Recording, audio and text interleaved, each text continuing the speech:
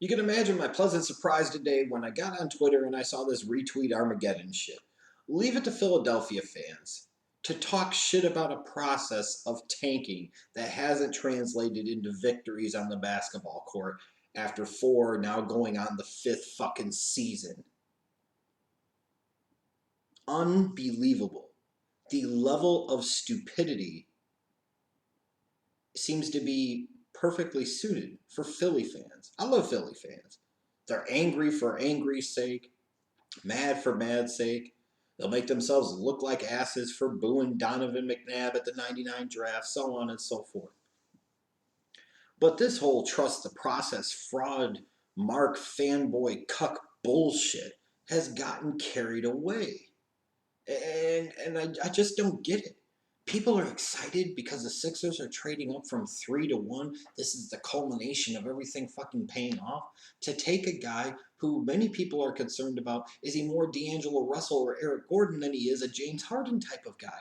And many people really question, if he is truly a superstar type of talent, if he is truly going to be the best player in this draft.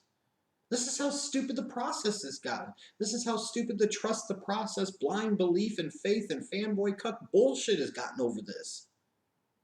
And I'm going to tell you, as somebody that's a Chicago fan through and through, I've been a part of some of these tank jobs, and sometimes they work and sometimes they don't.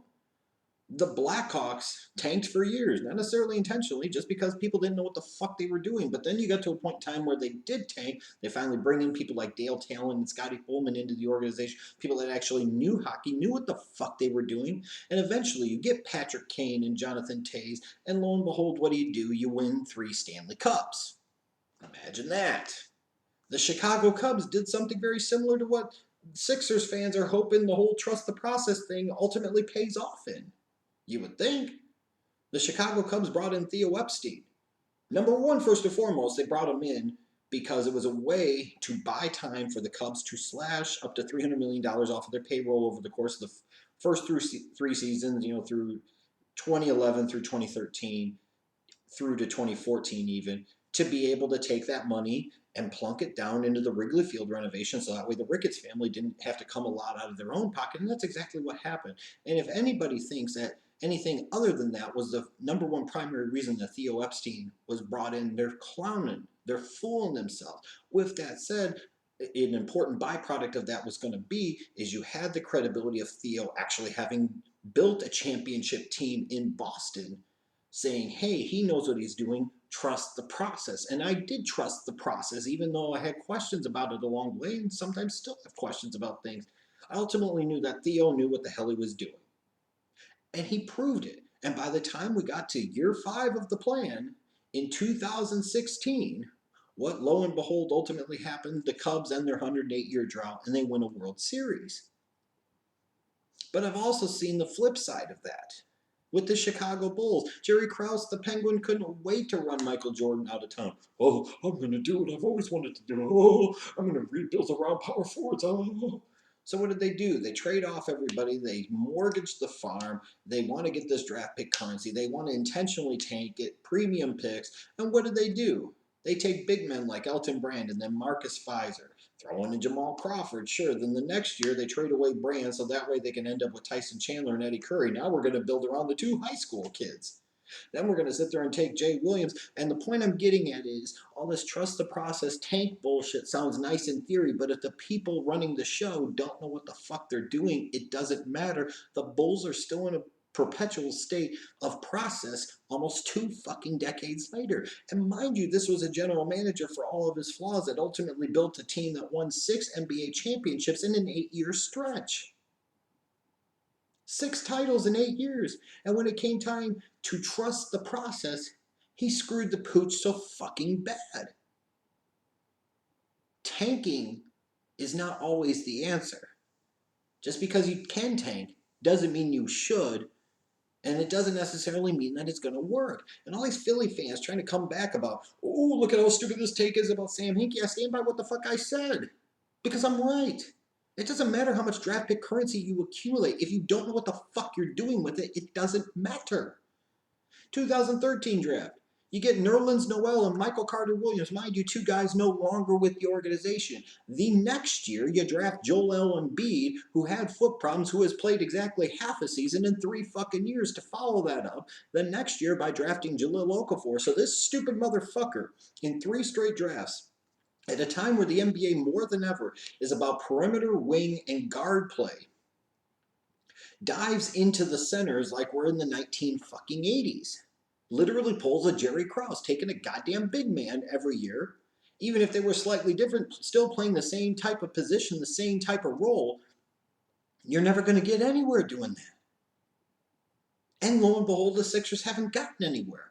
It sounds great in theory to get all these high premium picks, but at a time in the NBA when so many of these kids are one and done coming out of college, that they still take 2 to 3 damn years to become close to the players that they could potentially be, to the point where when they actually potentially do become the players that you hope them to be, now you're looking at having to lock them up into max contracts, or they may potentially leave. You may have to trade them. Then you get stuck in a situation where you are in a perpetual cycle of always having to rebuild.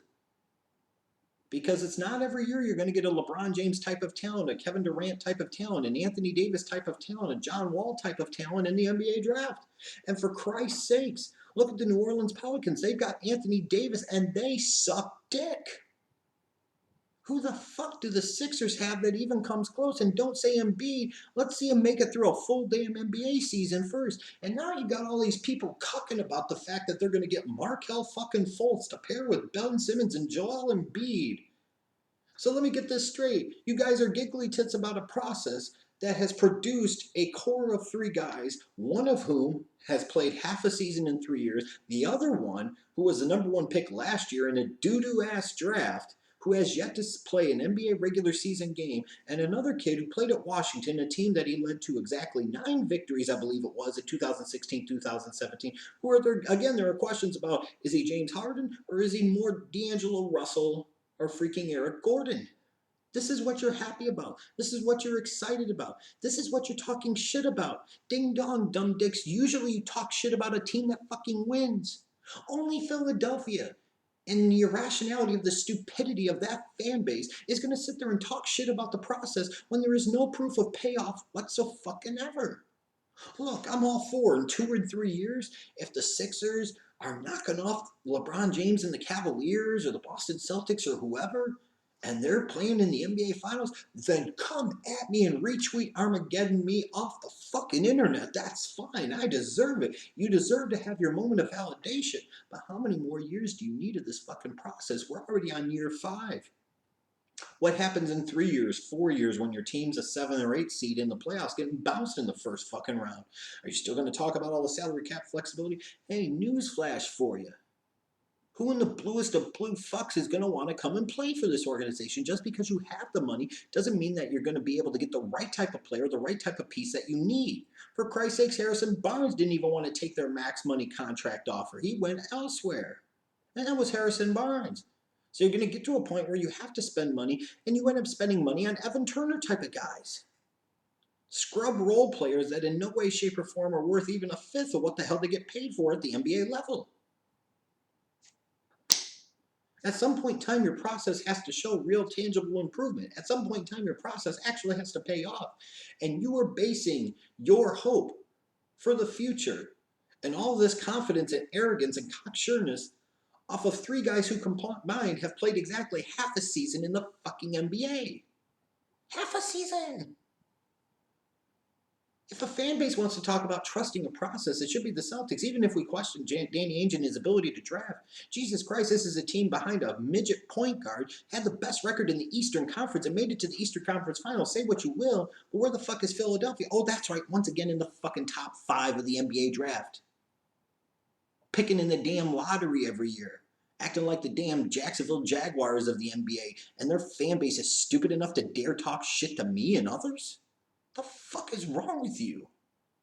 The Celtics are in a position where they could arguably be close to contending. They actually have cap space still to be able to go sign somebody like a Gordon Hayward in free agency, and actually are in an appealing enough situation where they might actually be able to sign somebody like a Gordon Hayward. And they still have all these draft picks coming up over the next several years. That's how a process should be done. Because Danny Ainge, whether you want to admit it or not, knows what the fuck he's doing. He was the one that was ahead of the curve. He was the one that started this super team bullshit when he traded for Ray Allen and Kevin Garnett in the same fucking offseason. It was him that started it. He's the one with the NBA championship. He's the one with the Celtics team that went to the finals in 2010 and went to game 7. He's the guy that knew when it was time to jump off of the bandwagon, traded Pierce and Garnett to the fucking Nets and fleeced that organization for damn years. He's the one that has his organization most closely associated with being able to usurp and unseat LeBron James and the Cleveland Cavaliers in the Eastern Conference. But again, Danny Ainge won championships as a player. He's won a championship as a general manager. For his flaws, he still ultimately knows what the fuck he is doing. Sam Hinkie did not know what the fuck he was doing, hence why he drafted centers 3 straight damn years at a time where the center is the least important it has ever been in the history of the NBA. Again, Philly fans, you can acquire all the draft picks you want. It doesn't fucking matter if you don't know what the hell you're doing. And what makes you think at this point in time that Brian Colangelo and that leadership group has done anything that indicates to you that they know what the fuck they're doing? And what happens if the Sixers win 20, 25 games again this year? Then next year, then what? Then if they win 30, 35 games the year after that, then what? We're talking about progress. You're 7 years into the fucking process. You don't be careful, you're going to end up like my Bulls 2 decades later wondering what the fuck happened and where did everything go wrong?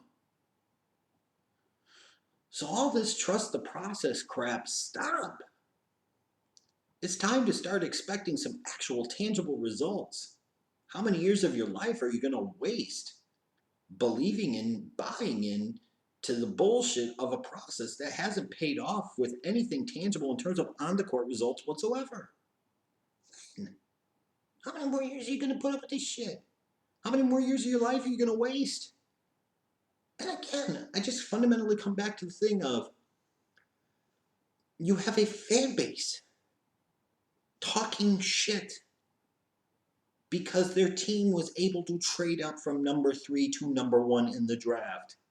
You have a team talking shit about, not because they beat my team in the playoffs, not because they went to the NBA Finals, not because the process actually paid off in an NBA championship, but because they've got a core of 3 young players that have played exactly 1/2 season in the freaking NBA.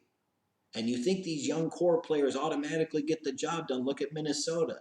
They had a coach in Thibodeau that supposedly knows what the hell he's doing. They have Karl Anthony Towns, an actual superstar, unlike anything the Sixers have. Then other potential stars like Andrew Wiggins, Zach LaVine.